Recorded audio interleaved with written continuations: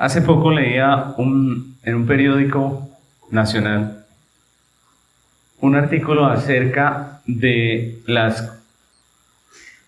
la realidad del egoísmo que se está viviendo en el tiempo actual, ¿no? En la cultura en que estamos viviendo.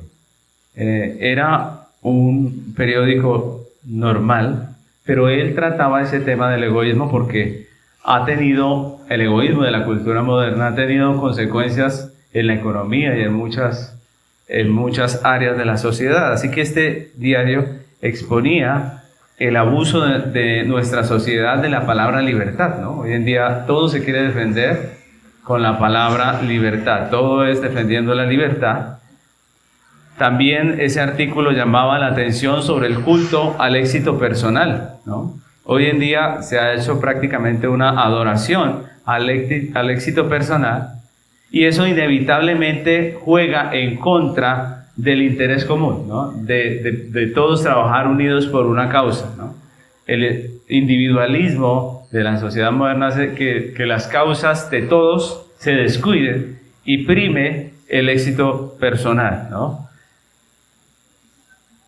Y este artículo también alertaba acerca del florecimiento de algunas filosofías individualistas y cómo todo esto afecta la salud mental o la manera en que las personas conciben la realidad hoy en día, y ha traído varios problemas a nuestra sociedad, ¿no?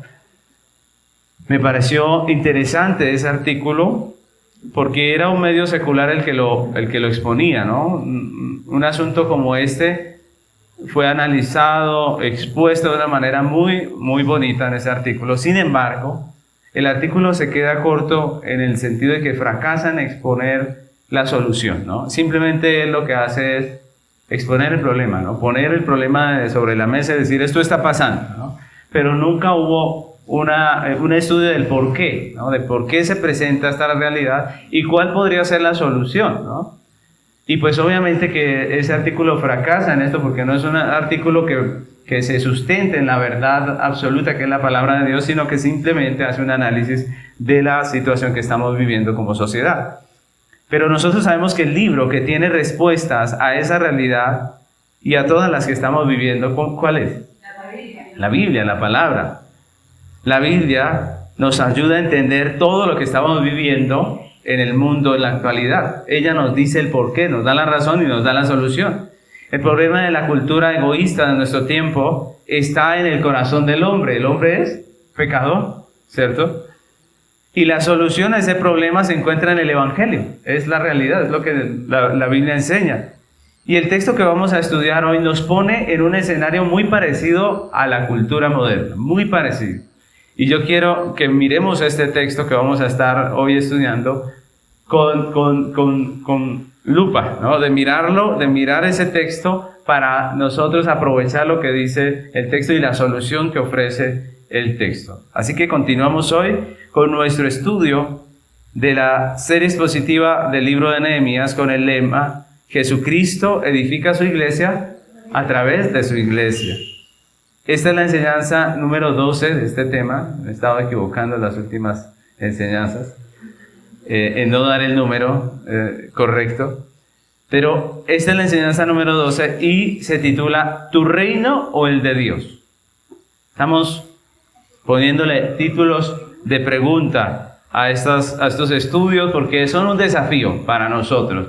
Son un escudriñar nuestro corazón y mirar cómo estamos con respecto a la obra del Señor. Y en esta ocasión vamos a estar estudiando Nehemías capítulo 5, versículos del 1 al 13.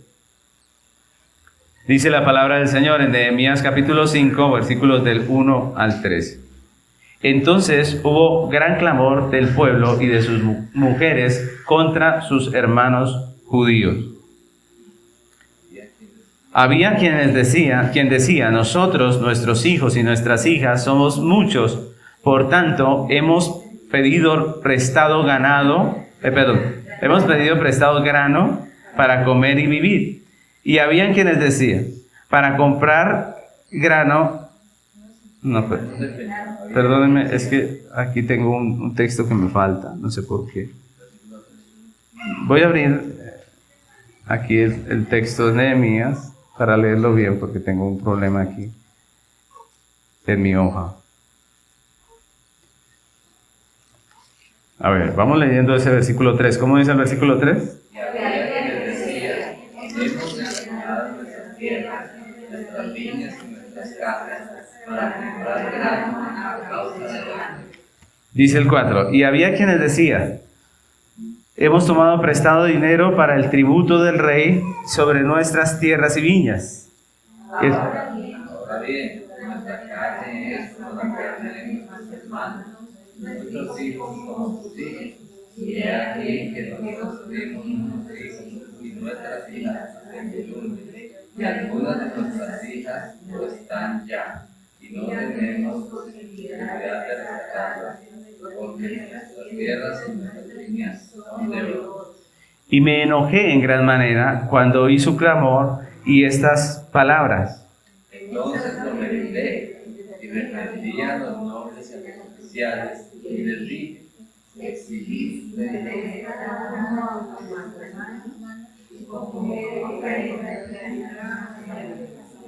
Y les dije, nosotros, según nuestras posibilidades, rescatamos a nuestros hermanos judíos que habían sido vendidos a las naciones, y vosotros vendéis aún a vuestros hermanos y serán vendidos a nosotros. Y callaron, pues no tuvieron que responder. Y dije, no es bueno lo que hacéis, no andaréis en el temor de nuestro Dios, para no ser novios de las naciones enemigas nuestras. También yo y mis hermanos y mis criados les hemos prestado dinero y grano. Quitémosle ahora ese gravamen. Os ruego que les devolváis hoy sus tierras, sus viñas, sus olivares y sus casas, y la 1/10 del dinero, del grano, del vino y del aceite, que me mandáis de ellos como interés. Y dijeron, lo devolveremos y nada les demandaremos. Haremos así como tú dices. Entonces convoqué a los sacerdotes y les hice jurar que harían conforme a esto.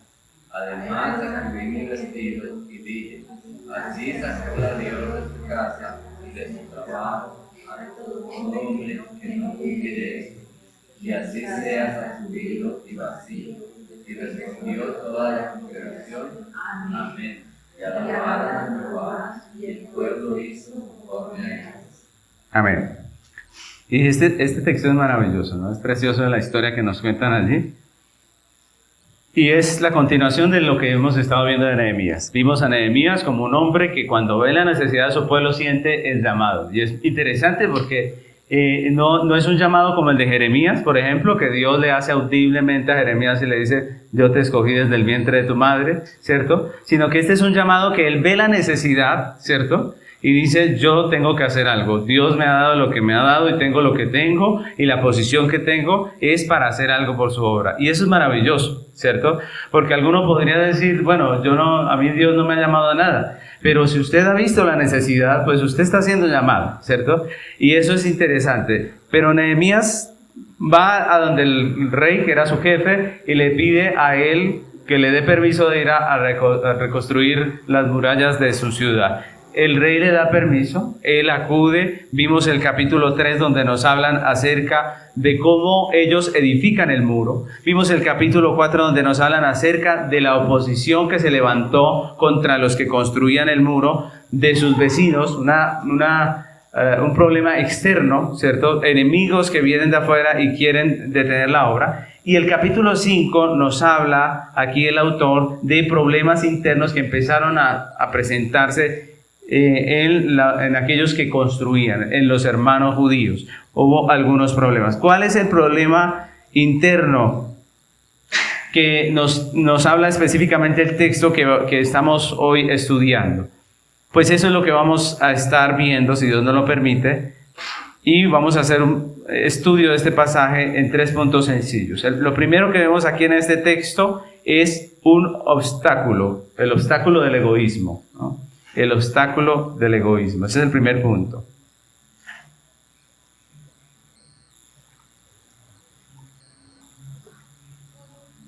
Aquí en el texto vemos que se presentaron 2 clases de dificultades, ¿no? Las normales, que se dan cuando uno decide emprender un proyecto como este, Por ejemplo, el cansancio, ¿cierto? Ustedes imagínense esta gente trabajando con toda en la edificación del muro. ¿Cómo terminaba el día de un judío que quería levantar ese muro urgentemente sabiendo que los enemigos estaban allí? Pues obviamente era algo totalmente de esfuerzo y que cansaba, ¿no? Aparte tenían que tener la espada. Ustedes no sé si alguna vez han visto físicamente una espada y lo que pesa una espada, ¿no? Era algo realmente difícil, ¿no? Construir con la armadura allí puesta, con toda la herramienta para hacer la obra, pero también con las armas defensivas. Y si meditamos un poco en la situación de ese pueblo, pues ellos empezaron a invertir sus vidas, su tiempo en la obra. La pregunta, ¿qué pasó con sus campos? ¿Qué pasó con sus campos? Recuerden que muchos de ellos trabajaban en el campo. ¿Qué pasó con los campos? ¿Quién los cuidaba? ¿Quién hacía la obra en el campo? ¿O qué pasó con el platero y su trabajo en plata? Con, no sé, el lugar donde trabajaba la plata. Recordemos que aquí vimos hartas profesiones de estas personas que construían. ¿Qué pasó con esas personas? Obviamente no estaban produciendo dinero, ¿cierto? Y eso produjo escasez en medio de la obra. Ellos no estaban produciendo para sí, sino que estaban trabajando allí y eso estaba produciendo escasez. Además de eso, pues mis hermanos, también cuando los enemigos escucharon que estos hombres siguieron adelante con la marcha, pues también ellos hicieron, recuerden que ellos eran vecinos, recuerden que el comercio dentro de las sociedades funciona con la confianza, y el hecho de que los vecinos no estén de amigos de uno, pues obviamente produce en la ciudad una falta de provisión. Todas esas cosas empezaron a suceder en el pueblo, y cualquier proyecto que empecemos siempre va a ser difícil, ¿no creen ustedes? Siempre va a ser difícil. Por eso lo que la mayoría de la gente prefiere es no hacer nada, ¿cierto? Es preferible no hacer nada, dice algo, ¿cierto? Uy, no, ¿cómo voy a enfrascarme yo en ese problema tan terrible de empezar esto, de arrancar un proyecto? No, prefiero no hacer nada, dice la mayoría. Pero estas personas comenzaron una obra que ellos sabían que iba a ser difícil, que les iba a ocasionar problemas, y allí estaban, ¿no? Otra clase de dificultad tenía que ver con la retaliación del enemigo, ¿no? Al parecer los gobernadores de la zona, como ellos eran de autoridad, habían agravado los impuestos del rey sobre ellos, con el deseo obviamente de hacerles detener la obra. Entonces imagínense, no estaban produciendo, ¿cierto? Tenían la enemistad de muchas personas alrededor que podían comerciar con ellos, y aparte de eso, pues estaban aquellos enemigos subiéndoles un poco el impuesto, y allí en el texto nos expresa esa situación, nos dice que ellos decían que no tenían ni con qué pagar el impuesto del rey. Así que hicieron lo único que podían hacer en medio de un caso de eso. ¿Qué hace uno cuando no tiene dinero, pero sí tiene la obligación? ¿Qué hace uno? Sacar un préstamo. A ellos se les ocurrió, saquemos prestado. Como tenían sus tierras, tenían que empeñar, ¿cierto? El empeño siempre ha funcionado. Entonces uno pone una propiedad, algo, lo pone como garantía de pago y le prestan sobre ese bien. Y ellos empeñan sus tierras, sus viñas, e incluso el texto nos dice que estos hombres empeñaron todo, prácticamente lo que tenían, ¿no? ¿A quiénes se lo empeñaron? Pues obviamente a los otros judíos que sí tenían una riqueza, ¿no? Que eran nobles y oficiales, ¿no? Eran los que tenían el dinero, y ellos prácticamente se empeñan por esa necesidad a los nobles, a los ricos del pueblo. Lo triste, mis hermanos, es la actitud de estos judíos ricos con sus hermanos que estaban pasando tantas necesidades. Ellos aprovechando el momento de dificultad, miren lo interesante, ellos aprovechando ese momento de dificultad no quisieron hacer bien a sus hermanos, sino que lo aprovecharon para sus propios intereses, ¿no? Para cobrar ellos un interés de aquellos que estaban pasando una situación muy difícil, ¿no? Ellos cobraron intereses por sus préstamos, y cuando no pagaban, ¿qué hacían estos ricos? Los confiscaban sus bienes. Decían, usted puso su tierra como garantía, no me ha pagado, pues venga para acá, ¿cierto? Confiscaban sus bienes. Imagínense ustedes el problema. Ellos trabajando en el muro y a la vez tenían el gota a gota detrás, ¿cierto? pidiéndoles que les pague, y como no les pagaban, entonces les decía, listo, su tierra ahora es mía, y esa cosecha que estaba produciendo, pues ahora es mi cosecha, ¿cierto? Y ellos están en esa situación tan terrible. Estos ricos aprovecharon esa situación para llenar sus arcas, ¿no? La ley, y quiero aclarar esto, la ley no está en contra de los préstamos, la ley no está en contra de prestar a interés. No es contrario a la ley de Dios prestar a interés. Es más, Jesús lo aconsejó en su parábola en Mateo 25, 27. Él dice, este texto dice, por tanto, debías haber dado mi dinero a los banqueros y al venir yo hubiera recibido lo que es mío con los intereses. Entonces yo les pregunto, ¿prestar a interés es malo? ¿Qué dicen ustedes? No. Jesús dijo que eso era algo bueno, que su dinero debería ganar un interés, señor, obviamente está hablando de una parábola, ¿cierto? Y que por lo menos este hombre, recuerden que era la parábola donde él reparte a 3 personas y luego viene a cobrar lo que es suyo más el interés, y este hombre había escondido lo suyo y se lo devuelve, ¿cierto? Jesús, ¿qué dijo? Gracias, es suficiente que me devuelva el dinero, ¿sí? No, él dijo, ¿y qué? ¿Y el interés? ¿Cierto? Yo les pregunto, ¿el interés era justo o es un robo? ¿Qué creen ustedes? Es justo. Es justo, y es lo que dice el Señor. Así que la ley no estaba en contra de ganar un interés, porque imagínense, el dinero se gana con trabajo. El trabajo es tiempo, es vida de las personas. Así que el dinero es la vida de las personas. Mire, cuando alguien saque 10,000 pesos y le compra usted una chocolatina, agradezca, porque esa chocolatina es parte de su vida. Él está dando algo que le costó su trabajo, su esfuerzo, ¿cierto? Eso es importante. La gente piensa en la plata solo como plata, pero el dinero es vida de la gente que tuvo que trabajar para tener ese detalle. No menosprecie un detalle, no menosprecie a su hermano que se esfuerza por usted, a su familia. Hay esposas que son ingratas con el esposo esforzándose y ellas ingratas tras del hecho, no tienen todos los lujos que tal vez quisieran o cosas así, y se molesta.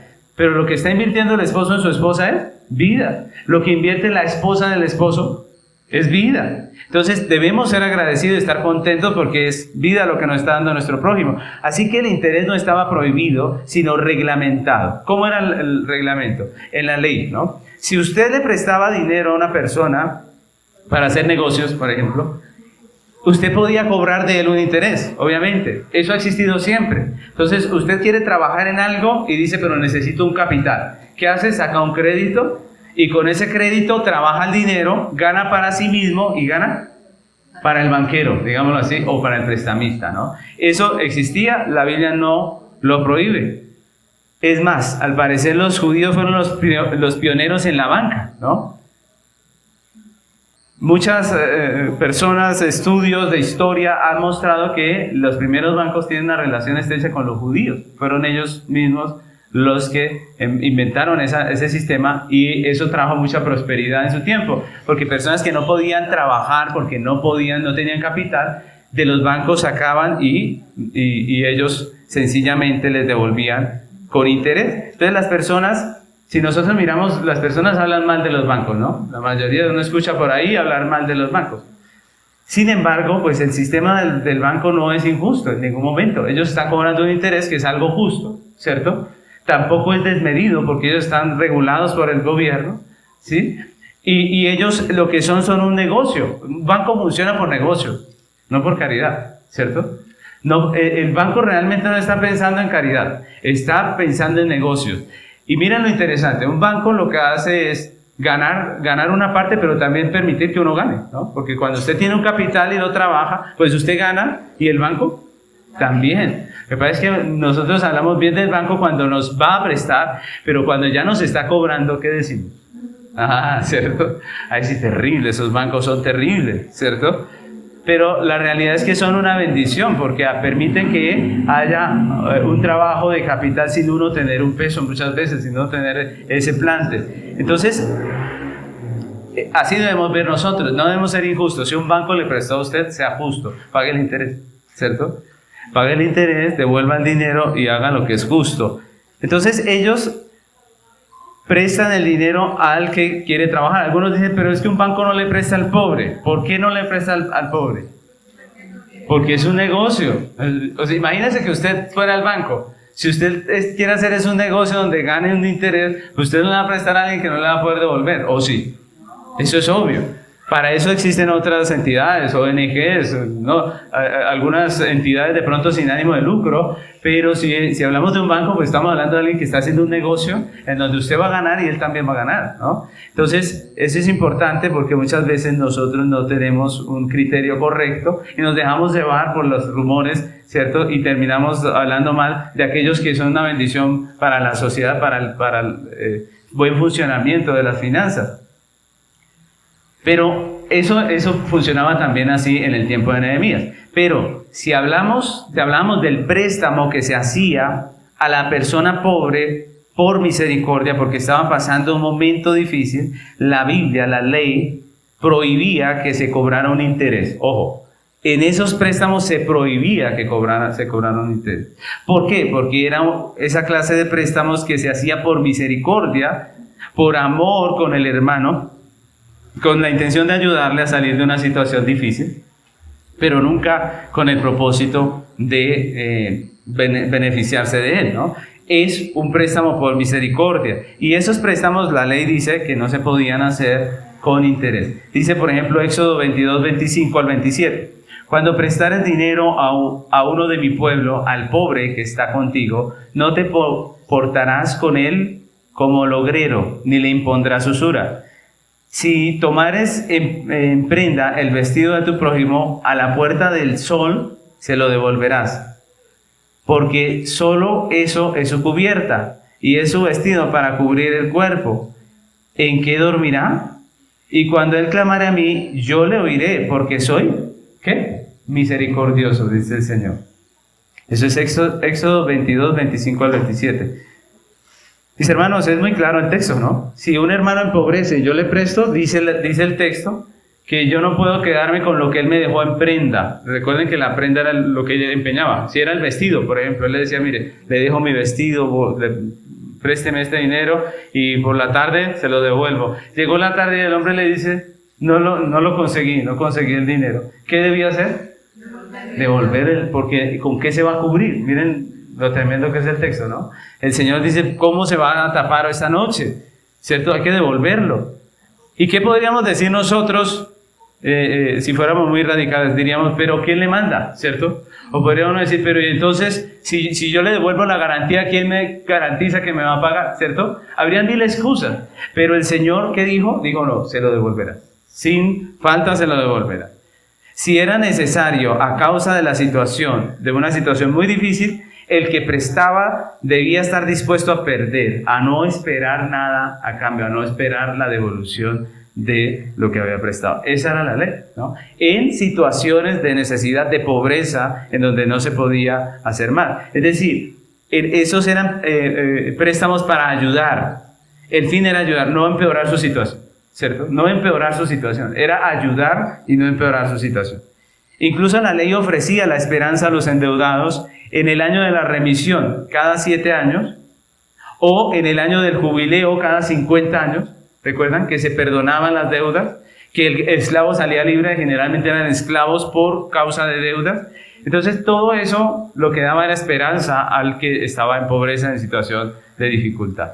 Ahora, estas leyes exigían, obviamente, justicia, sinceridad, misericordia de las dos partes, ¿no? De las dos partes. ¿Cómo así? No debía el rico aprovecharse del pobre, como estamos viendo en nuestro texto de Nehemías, pero tampoco el pobre podía aprovecharse injustamente de la ley para no pagar su deuda o para no pagar el interés que había acordado, ¿cierto? Eso es muy importante, porque alguien podría aludir a la ley y decir, miren, por la ley no me cobre porque estoy en pobreza, pero tener en su casa, ¿cierto? Entonces esto requería sinceridad, requería misericordia de ambas partes, de entender la ley, de estar comprometidos con la ley. Entonces, alguno podría pensar en esa situación, alguno podría pensar que prestarle a un hermano pobre, ¿qué sería? ¿Buen negocio o mal negocio? Mal negocio, ¿cierto? Esto podría desincentivar la ayuda al pobre, ¿no creen? Yo no le voy a ayudar al pobre porque donde el hombre no me pague, ¿qué pasa? Me toca aguantar, ¿cierto? Donde no me pueda pagar el interés, me toca aguantar, ¿cierto? Eso podía llegar a darse. Y ahí es cuando Dios se pone como garante. Miren lo lindo. Y por eso les digo que si no confiamos en Dios, no podemos cumplir la ley. Dios se ponía como garante. Proverbios 19:17, miren lo que dice el texto. Proverbios 19:17.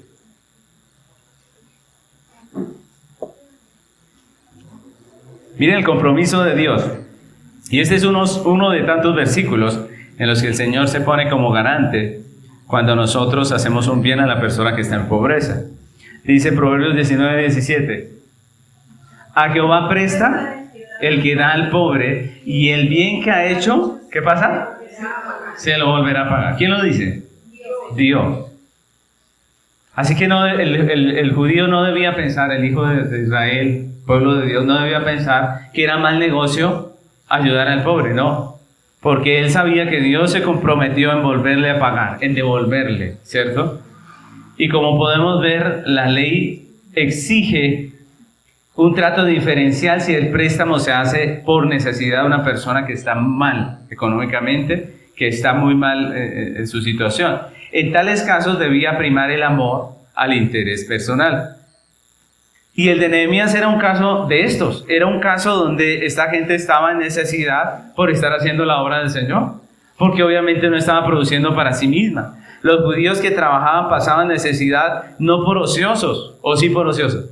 No, miren que esto no es alcahuetear al vago, no. Sino que esta gente estaba trabajando, pero no para sí, para su sueldo, para su sustento, sino para la obra. Ellos querían reconstruir las murallas. Entonces, miren la situación. Ellos estaban pasando una situación difícil por eso. Y estos judíos ricos no estaban comprometidos con la obra, mis hermanos. Primeramente, si ustedes recuerdan, cuando leímos el capítulo 3, cuando estudiamos el capítulo 3, vimos que algunos ricos no quisieron ayudar, ¿recuerdan? Algunos de los ricos dijeron, nosotros no nos metemos en eso, vayan ustedes, háganle, pero nosotros no hacemos nada de eso, ¿cierto? Pero por lo menos, mis hermanos, debieron haber apoyado a los que sí trabajaban, ¿no creen? Listo, ellos de pronto se creen como que no, sus manos pulcras no pueden tocar el cemento y el barro y todas estas cosas que se usaban en ese tiempo, pues listo, pero por lo menos apoyen a los que están en la obra, eso es trabajo en equipo. Pero ellos no solamente no apoyaron a estos hombres, sino que se estaban aprovechando de la situación para acrecentar sus ganancias. Los nobles y los oficiales asumieron una postura egoísta, poniendo sus intereses por encima de los demás, de la iglesia, de todos, ¿no? Y esto es todo lo contrario al amor de Dios y al amor al prójimo y al amor a la obra, es todo lo contrario. Y es lo que les decía, o hablamos al principio, de nuestra sociedad. Estamos viviendo en un tiempo en que la cultura es contraria al amor y es muy afín al egoísmo, donde el único que importo soy yo, ¿cierto? Y los demás se pueden morir, dicen por ahí, ¿cierto? Los demás pueden lo que sea, pero yo soy el que importo, ¿cierto? Y es lo mismo que estaba pasando aquí. Estos ricos dijeron, aquí el que importa soy yo y mis intereses, ¿no? Y yo acrecentar mis bienes, y la obra no me importa, la situación del hermano que está trabajando tampoco me importa, y es lo que estamos viendo aquí. Eso es egoísmo puro, mis hermanos. Ellos estaban viviendo solo para sí mismos. Obviamente el pueblo aguantó hasta donde pudo, y entonces ¿qué hicieron? Fueron al gobernador, ¿cierto? Fueron a Nehemías y le dijeron, Nehemías, mire, esto está pasando. El versículo 1 dice que entonces hubo gran clamor contra el pueblo. Gran clamor del pueblo y de sus mujeres contra sus hermanos, contra sus hermanos judíos, contra los judíos.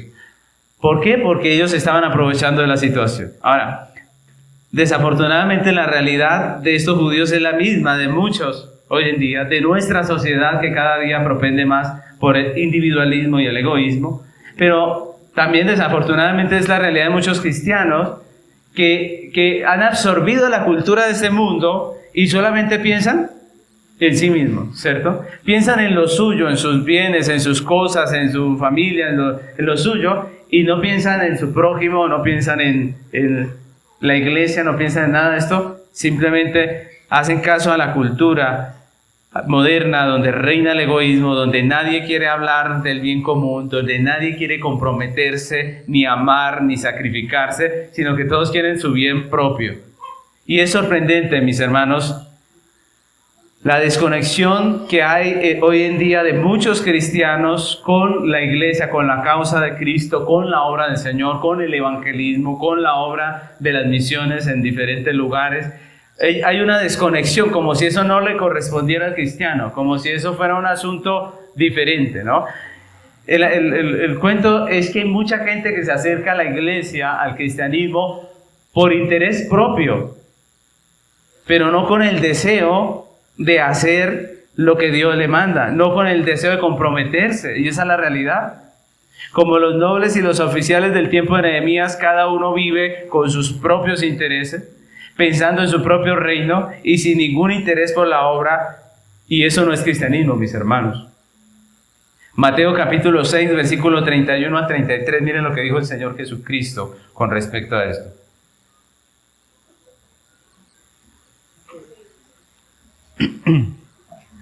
Mateo 6, 32, de 31 al 33, dice: No os afanéis pues diciendo qué comeremos, o qué beberemos, o qué vestiremos, porque los gentiles buscan todas estas cosas. Pero vuestro Padre Celestial sabe que tenéis necesidad de todas estas cosas. Mas buscad primeramente el reino de Dios y su justicia, y todas estas cosas, ¿qué? Os serán añadidas.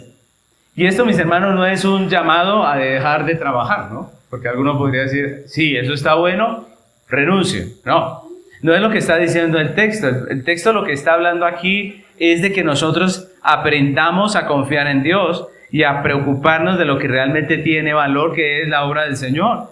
Dice, mas buscad primeramente el reino de Dios y su justicia. Es un llamado al compromiso con la obra del Señor, con el reino de Dios, con lo que sí permanece. Mis hermanos, todo lo que podamos hacer para nosotros aquí en la tierra, todos los palacios que podamos construir, todo el reino propio que podamos construir, ¿cuánto dura? Dura un tiempito, dura lo que usted viva. Alguno dirá, pero bueno, son 80 años. La pregunta es, ¿cómo sabe usted que va a vivir todo ese tiempo? ¿Cierto? Usted no sabe cuándo va a morir. Pero a veces nos armamos un reino propio como si fuéramos a durar por la eternidad aquí en la tierra. Pero la Biblia dice que sembremos para lo que sí es eterno, que es el reino de Dios. Y no estamos hablando de dinero nada más, estamos hablando de tiempo, estamos hablando de acciones, de evangelismo, de esfuerzo por la obra del Señor. La pregunta es, ¿qué tan comprometidos estamos con la obra del Señor? ¿Qué tan comprometidos estamos con el reino de Dios? ¿Somos como los judíos que sacrificaron lo propio para hacer la obra del Señor? ¿O como los oficiales y nobles que buscaban su propio reino y no les importó nada más? ¿Cómo estamos nosotros? ¿Qué estamos haciendo? Lo segundo que vemos en nuestro texto es un llamado al amor. Un llamado al amor. El versículo 6 expresa el enojo que sintió Nehemías cuando escuchó esto. Dice la Biblia que él se enojó contra sus hermanos, que en vez de apoyar la obra se estaban aprovechando de la situación de escasez para acrecentar sus tesoros. Y lo que hace Nehemías es bastante importante para nosotros hoy. Y debemos meditar en ello. Él se basa en lo que dice la ley para reprenderlos. Y yo quiero que analicemos este punto porque la respuesta, o más bien la reprensión que hace Nehemías a sus hermanos judíos, nos habla de un tema actual, de un tema muy actual, que es el tema de lo social. Eso es algo de lo que se habla mucho hoy en día, de lo social. Y específicamente de lo que se llama justicia social, ¿no? Que es un concepto que está un poco mal llamado. Es mal llamado justicia social. Ya vamos a ver por qué. ¿Qué es la justicia social según lo que hoy en día se dice por ahí, ¿no? Es un concepto basado en la igualdad que pretende una redistribución de la riqueza para que todos tengamos lo mismo, para que se acabe la desigualdad. Es algo así como lo de Robin Hood, que le quitaba al rico y le daba al pobre, como para que esto se balancee, ¿no? No haya gente con mucho y personas con poco, ¿cierto? Ahora, ¿por qué digo que el nombre del concepto está mal? Porque si distribuimos la riqueza para todos, que todos tengamos la misma cantidad, si hiciéramos eso hoy precisamente, pues eso no sería justicia, eso sería injusticia. Eso sería injusticia. ¿Por qué? Les pongo un ejemplo para aclarar por qué eso no se llama justicia. Digamos que hay un par de hermanos, uno que se llama Camilo y el otro se llama Andrés. Son hombres juiciosos que estudiaron, se graduaron, terminaron trabajando cada uno en su empleo, en una empresa con un empleo muy parecido, pero son personas de diferente carácter. Ustedes saben que los hermanos, aunque son hijos de la misma familia, son diferentes, ¿no? En este caso, Camilo es un hombre que piensa que la vida es tan corta que hay que vivirla, hay que aprovecharla, ¿cierto? Uno no sabe cuándo se va a morir, ¿cierto? Diría Camilo, y lo único que se lleva uno es lo bailado y lo comido, dice, ¿no? Entonces, ¿qué hace Camilo? Él, con sus esfuerzos y con su propio trabajo, su dinero, él lo gasta en divertirse, en estar bien, en darse sus gustos, en vivir chévere. No le importa el futuro porque él dice, pues al fin y al cabo uno no sabe cuánto va a durar. ¿Para qué guardo para cuando viejo si no sé si voy a llegar a viejo? ¿Cierto? Entiende su manera de ser y sencillamente pasa el tiempo y Camilo está allí disfrutando la vida, pasea cada vez que puede, se va de viaje, gasta en esto, en aquello y listo. Luego está Andrés, ¿no? Que Andrés es el lado contrario, otro extremista, pero del lado contrario. Este es de los que dice, no.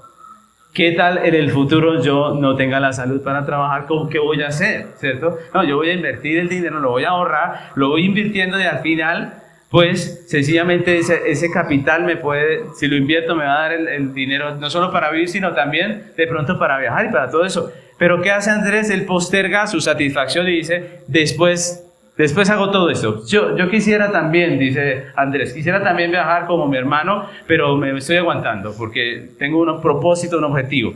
Entonces los dos están allí, pasan los años, a los 20 años, Camilo está en los rines, está limpio, ¿no? No tiene dinero, no tiene una garantía de vida, se dio cuenta que sí envejeció, que sí logró llegar a viejo, y que ahora no tiene un capital, no tiene muchas cosas.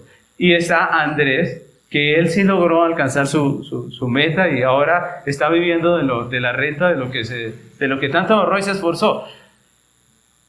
Yo les pregunto, ¿será justo si le quitamos a Andrés la mitad y se lo damos a Camilo? ¿Qué creen ustedes? ¿Será justo? ¿Será justo que le quitemos a Andrés y le entregamos lo que tanto trabajó para que Camilo tenga algo? Esa es la pregunta. ¿Eso se llama justicia? No, se podría llamar misericordia, que Andrés lo hiciera. Pero no se llama justicia. Por eso ese término, ese concepto está mal etiquetado. Eso no se llama justicia, ¿cierto?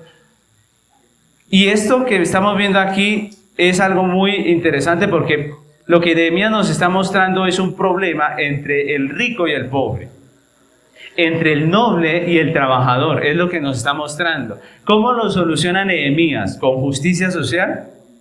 No. Aquí Nehemías nos presenta un caso en el que los judíos ricos oprimen literalmente a los pobres. Se aprovechan de su situación para lucrarse, ¿cierto? Se aprovechan de su situación para lucrarse. ¿Cómo lo soluciona? ¿Qué podemos aprender de Nehemías? Bueno, primeramente vemos que Nehemías no pensaba que los ricos eran malos. Ese es un concepto importante. Nehemías no creía que los ricos eran malos. Nehemías no regaña a los ricos judíos por ser ricos, no. Su reprensión no era por eso, era en contra de aquellos que oprimían a sus hermanos en necesidad en vez de tener misericordia. Incluso, mis hermanos, Nehemías era un hombre rico. Él había acumulado una gran fortuna con el trabajo en el palacio y él era un hombre rico. El versículo 8 dice así, el versículo 8 de nuestro tema, dice, y les dije, nosotros según nuestras posibilidades rescatamos a nuestros hermanos judíos que habían sido vendidos a las naciones, y vosotros vendéis aún a vuestros hermanos, y serán vendidos a nosotros. Y callaron, pues no tuvieron que responder. El texto nos está diciendo que Nehemías y sus compañeros habían usado su riqueza incluso para rescatar de la esclavitud a los judíos que habían sido vendidos como esclavos en Babilonia por causa de su situación. Ellos lo que hicieron fue, Nehemías con su dinero, ir y comprar esos esclavos para poder traerlos a Judá otra vez y que volvieran a ser el pueblo judío. Él dio de lo suyo, de su riqueza, él dio para pagar la libertad de estos hombres, la de él, el dinero de él y de sus compañeros, porque él venía con otros judíos que eran ricos. Entonces, como vemos, no hay tal cosa como lo que hoy en día quieren poner por allí, que el rico es malo y el pobre es bueno, ¿no? El rico es malo por ser rico y el pobre es bueno por ser bueno. ¿Qué dice la Biblia? Que el rico y el pobre son pecadores, ¿cierto? El rico y el pobre son pecadores, ¿sí o no? ¿Por qué el pobre no explota a su prójimo? Porque no puede. Porque no puede, no es rico, ¿cierto? El pobre no explota a su prójimo porque no es rico. Pero muchos pobres que alcanzan la riqueza pues terminan haciendo lo mismo. Porque el problema no es de lo que uno tiene, sino del corazón. El problema, según la Biblia, es el corazón. La Biblia enseña que todos los hombres somos pecadores. Ahora, no todos los hombres pecamos igual. Miren lo interesante. Por eso no podemos encasillar a los ricos en que todos son ávaros. ¿Serán todos los ricos ávaros? ¿Injustos? ¿Opresores? No. No podemos encasillarlos todos ahí. Miren, Nehemías y sus compañeros eran todo lo contrario. Ellos estaban buscando la libertad del pueblo judío. Mis hermanos, no todo rico es opresor. Muchos están comprometidos con buenas causas. Miren, cuando yo pasé el tiempo con mi hijo en la clínica, el Hospital de la Misericordia, el OMI, en todos esos días que duramos allá, tuve el tiempo de leer la historia del hospital. Me gusta leer y ellos ponen ahí un lugar donde uno puede ver la historia del hospital. Y la leí. Y me pareció interesante porque es un hombre, un médico de dinero, que tenía dinero, que en 1905, viendo la situación que había en Bogotá, él decide hacer un hospital. Este hombre, poniendo sus recursos y con algunos amigos también que tenían dinero, con apoyo del Estado, con algunas influencias, logran empezar este hospital que empieza siendo prácticamente como un localcito que se pone por ahí donde se atienden a las personas para medicina. Pero él veía que de 1,000 niños nacidos en Bogotá, 250 morían por la condición precaria de los hospitales. Imagínense. De 1,000 niños morían 250 por las condiciones de los hospitales. Entonces él dice, voy a hacer un hospital, ¿cierto? Y este hombre que se llama José Ignacio Barberi, ya murió, él ya murió, los hijos son los que están a cargo hoy en día. Él lo que hace es poner su esfuerzo, todo su esfuerzo, su dinero también pone allí con sus amigos y logran empezar este hospital que viene a ser el primer hospital pediátrico de Bogotá. Bogotá no tenía un hospital pediátrico, todos se atendían en el mismo lugar, niños y grandes se atendían en el mismo lugar, y este hombre empieza esa obra y felizmente pues logra hacer de ese lugar algo real, ¿no? Y gracias a Dios, yo le agradecí a Dios por ese hombre, porque gracias a Dios, pues hoy en día tenemos ese hospital que es una bendición para nuestra ciudad. Entonces se dan cuenta que etiquetar a todos los ricos como malos y opresores es una tontería, perdónenme que use esa expresión, pero es una tontería, ¿cierto? Porque muchos están comprometidos con el bien común. No estamos diciendo que sean santos, ¿cierto? Pero muchos tienen compromisos con obras que son realmente buenas. Y gracias a Dios tenemos muchas cosas en Bogotá. No podemos ser ingratos con aquel que está haciendo algo por nosotros. No podemos titular a todos como malos cuando muchos han sido de gran bendición para nuestra tierra. Otra cosa que vimos en la reprensión de Nehemías es que no hace un llamado a la igualdad. Miren que Nehemías no dice, ustedes ricos debieron haber dado la mitad de sus bienes a estos que están pobres. ¿Dijo eso Nehemías? ¿Redistribuyó el dinero Nehemías? No. Simplemente lo que él hace es un llamado de atención porque ellos no usaron de misericordia, mis hermanos. No usaron de la misericordia que la ley exigía. La ley exigía que en casos así se usara misericordia. Y lo que Nehemías hace es llamarle la atención por eso. No redistribuye el dinero. Él demanda la misericordia que la ley demanda. Y como ya vimos, según la ley, en casos de necesidad como este, no se podía cobrar interés. Por eso Nehemías le está llamando la atención. Otro asunto importante es que su reprensión no apela a lo que según el razonamiento humano parece justo o no. Porque eso es lo que hoy en día usa el mundo, ¿no? Pero ¿a usted le parece justo? ¿Cierto? Pero no es si me parece o no, es que él apela a la justicia perfecta, a la justicia de Dios, a la justicia absoluta. Miren que él no dice, ¿ustedes qué les parece? No, él dice, la Biblia dice esto, ¿cierto? Él les habla del temor a Dios. Nehemías 5:9, él les dice, no es bueno lo que hacéis, no andaréis en el temor de nuestro Dios para no ser oprobio de las naciones enemigas nuestras. Miren lo que está diciendo. ¿No andaréis en qué? En el temor de Dios. Nehemías está apelando a la Biblia, a la ley, al temor a Dios. Lo que el hombre rico y el pobre necesitan no es justicia social, sino arrepentirse de su pecado, volver sus ojos a Dios, a su justicia absoluta, que es la ley de Dios. Lo que todos los hombres necesitamos, mis hermanos, es el evangelio de nuestro Señor Jesucristo, que nos reconcilia con Dios, con su ley, con su verdad, con su justicia. Eso es lo que necesita el hombre. Y hay algo interesante aquí, mis hermanos, y es que el llamado de Nehemías es un llamado de amor. Y alguno diría, pero ¿cómo de amor si es lo que está citando de la ley? Pero es que la Biblia dice que el resumen de la ley es que es el amor. Así que el llamado de Nehemías es un llamado al amor, que es todo lo contrario al egoísmo de los nobles y de los oficiales. Miren tan hermoso que él dice, quitémosle ahora este gravamen a nuestros hermanos. Él dice, quitémosle ahora este gravamen a nuestros hermanos. Es un llamado de amor. Y este es un llamado de amor en las dos direcciones que la Biblia nos llama a amar. ¿En cuáles son las direcciones que nos llama a amar el Señor? Primeramente dice que debemos amar a Dios. ¿Cómo? Dice Mateo 22, 37 y 38. Dice, Jesús le dijo, amarás al Señor tu Dios con todo tu corazón y con toda tu alma y con toda tu mente. Y este es el primer y grande mandamiento. Es un llamado de amor. A Dios. Mis hermanos, deberíamos amar a Dios con todo nuestro ser. Y eso incluye a Dios tal como es, su ser tal como es, Dios tal como es. Y a su manera de proceder, a su plan soberano y también a su obra. Si amamos a Dios, deberíamos amar su obra. Mis hermanos, estos nobles y oficiales, por puro amor a Dios, debieron haber sustentado la obra, ¿no creen ustedes? Por puro amor a Dios, debieron haber ayudado en algo. Listo, no se unten las manos, pero por lo menos apoyen con sus finanzas, hagan algo, ¿cierto? Porque todos somos el pueblo de Dios y estamos en lo mismo, estamos comprometidos.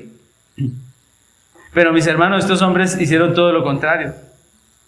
Y no puede ser verdad el amor que profesa una persona hacia Dios y a su obra, si vive totalmente desinteresado de ella. Si vive totalmente apático a ella. Y ese es el llamado que hace Nehemías. Es un llamado de atención al cristiano, a decirle, venga, si usted es parte de la obra, ¿por qué se aparta y no ayuda? ¿Y por qué más bien aprovecha la situación de esa manera?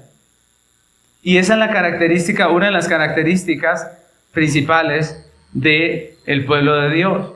El pueblo de Dios ama a Dios, ¿cierto? Ama a Dios. Pero otra característica que también es importante y es la segunda dirección en la que Dios nos llama a amar. Dios nos llama a amar a nuestro prójimo, ¿cómo? Como a nosotros mismos, como a nosotros mismos. Y esa también es otra característica del verdadero creyente. Primera de Juan 3:10, miren lo que dice. Primera de Juan, recordemos que ya estudiamos este texto. Primera de Juan 3:10 dice así: en esto se manifiestan los hijos de Dios y los hijos del diablo. Todo aquel que no hace justicia y que no ama a su hermano, ¿qué pasa? No es de Dios, dice el texto. Mis hermanos, por amor a los hermanos necesitados, estos nobles y oficiales debieron haber sustentado a aquellos que estaban trabajando. Al verlos aguantar, al verlos esforzarse por la obra del Señor y que no tenían sustento, ellos debieron decir, tranquilos, nosotros ponemos el dinero, ustedes háganle al trabajo, ¿cierto? Eso era lo mínimo que debían hacer ellos. Pero estos hombres, movidos por su egoísmo, más bien se aprovecharon de sus hermanos. Y eso era pecado. Mis hermanos, el egoísmo destruye, el egoísmo estanca, divide, detiene. El amor hace que las cosas funcionen de la mejor manera. Y esa es la realidad. Debemos aprender a vivir con eso. Dios nos ha dado a todos unas funciones diferentes, ¿sí o no? Dios quiere que todos seamos igualitos en todo. No, Dios nos hizo diferentes, nos pone circunstancias diferentes.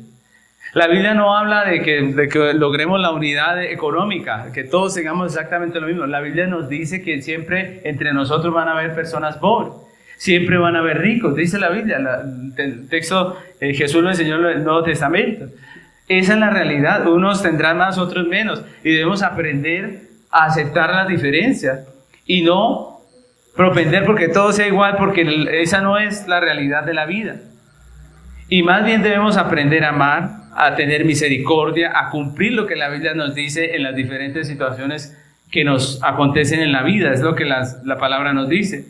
La pregunta ¿es nuestra vida una expresión de amor hacia Dios? Es la pregunta, porque eso es lo que Nehemías estaba confrontando en los ricos. ¿Es nuestra vida una expresión de amor hacia Dios? ¿Manifiesta nuestra vida un verdadero compromiso de amor con la obra del Señor? ¿Manifiesta nuestra vida un verdadero compromiso de amor con la obra del Señor? ¿El amor fraternal es una realidad práctica en nuestra vida? ¿O simplemente algo que decimos que debemos hacer pero no hacemos?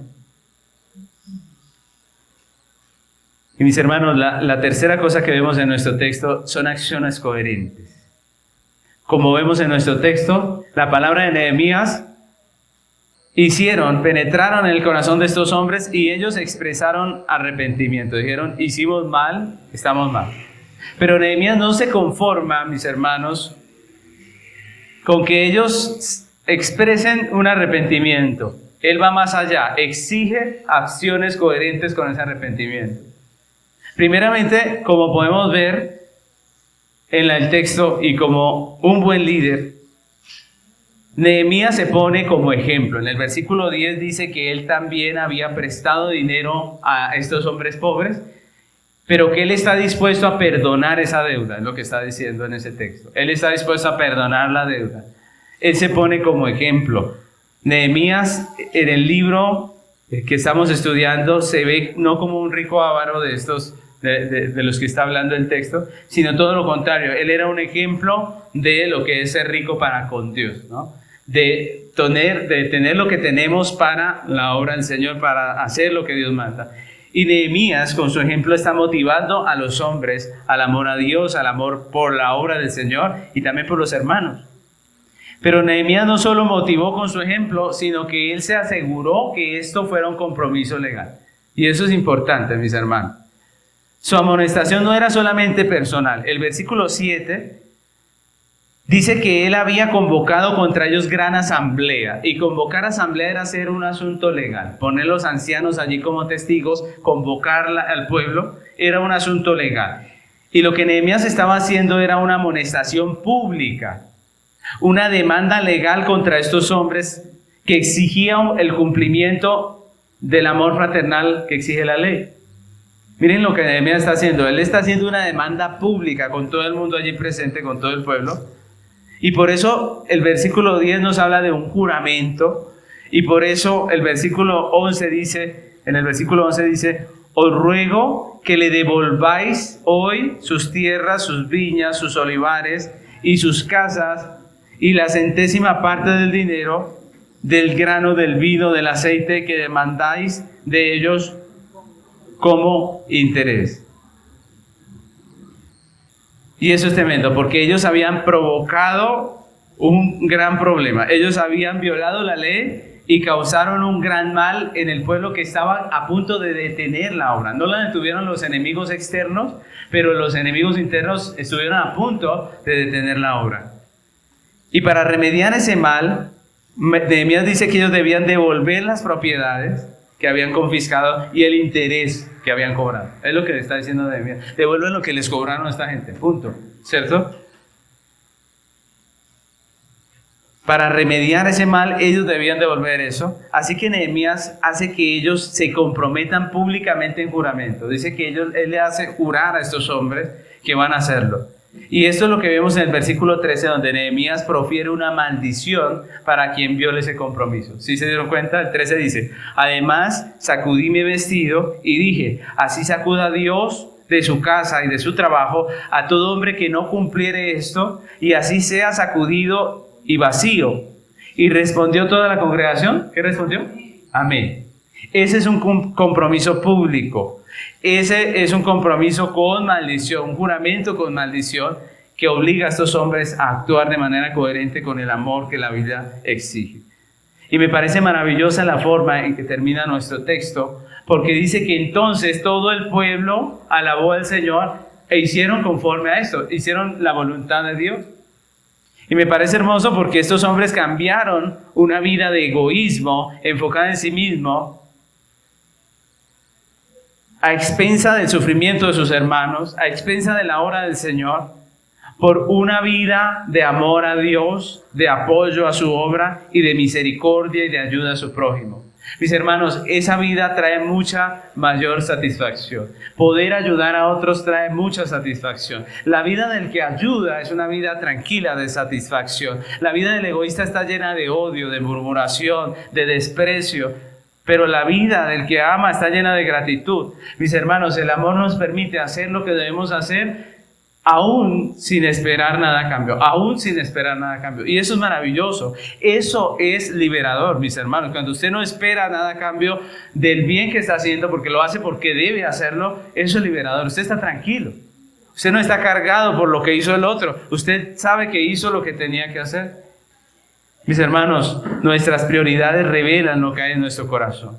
La pregunta es, ¿cuáles son nuestras prioridades? Ese es el examen que nos hace este texto hoy a nosotros. ¿Cuáles son nuestras prioridades? ¿Estamos siguiendo la corriente egoísta de este mundo que sacrifica a Dios y sacrifica a su prójimo, sacrifica a los hermanos por amor a sí mismo? ¿Estamos siendo como el mundo o estamos siguiendo lo que el Señor nos dice de amar a Dios, de amar a nuestro prójimo, de buscar su bien, de hacer lo que es correcto? ¿Qué reino estamos nosotros forjando? ¿El nuestro? ¿Estamos forjando nuestro reino o el reino de Dios?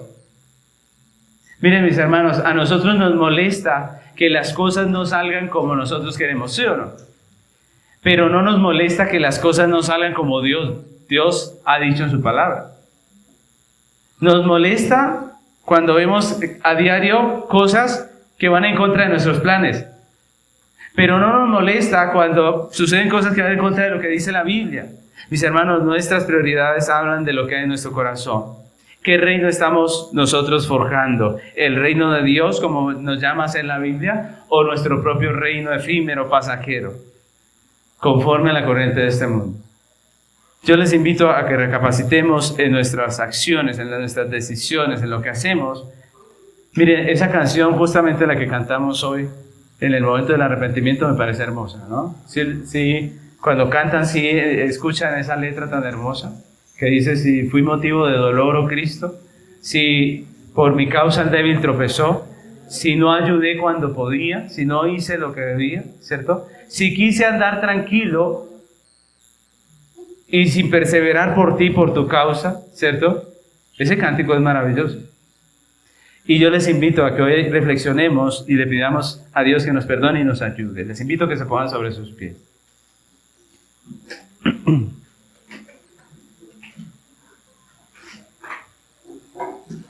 Amado Señor, te queremos agradecer por esta tu palabra, Señor, que es vida para nosotros. Gracias por este mensaje hermoso. Señor, tenemos que aceptar que muchas veces nuestro corazón es más parecido al de los nobles y oficiales a los que Nehemías amonestó que a los de los hombres trabajadores que estaban haciendo la obra. Nos es fácil pararnos de lejos, murmurar, hablar, criticar. Nos es fácil no comprometernos, mirar de lejos y no poner nuestras manos, no esforzarnos por lo tuyo. Perdónanos. Nos es fácil aprovecharnos de la situación en vez de ayudar. Perdónanos, Señor, por nuestro egoísmo. Perdona nuestra codicia. Perdona nuestra manera de vivir, que muchas veces es más propensa a buscar su propio reino que a buscar el tuyo. Y ayúdanos, Padre, a confiar en ti. Ayúdanos a poder buscar el reino de Dios y su justicia, sabiendo, Señor, que tú harás que las demás cosas lleguen por añadidura. Ayúdanos a trabajar por Cristo, ayúdanos a esforzarnos por Cristo, por su obra, ayúdanos a ser misericordiosos, a amar, Señor, a amarte a ti, a amar tu obra, a amar a nuestro prójimo como tu palabra enseña. Ayúdanos, limpia nuestro corazón del egoísmo de este mundo. Nos es fácil captar el mensaje del mundo y hacer lo propio, pero líbranos, como decía el cántico, Señor, de esa sutil tentación que nos lleva a vivir una vida de egoísmo y no de amor. Tú nos has llamado a amar. El resumen de la ley es el amor. Ayúdanos, Padre, ayúdanos. Te lo pedimos como iglesia. Queremos tener una cultura de evangelismo y de discipulado, y si el egoísmo reina en nuestro corazón, pues no vamos a lograr nada. Ayúdanos, límpianos, renuévanos, Señor, y permítenos amar, Señor, como tu palabra dice. Te damos muchas gracias por tu misericordia y tu fidelidad. En el nombre de Cristo Jesús. Amén.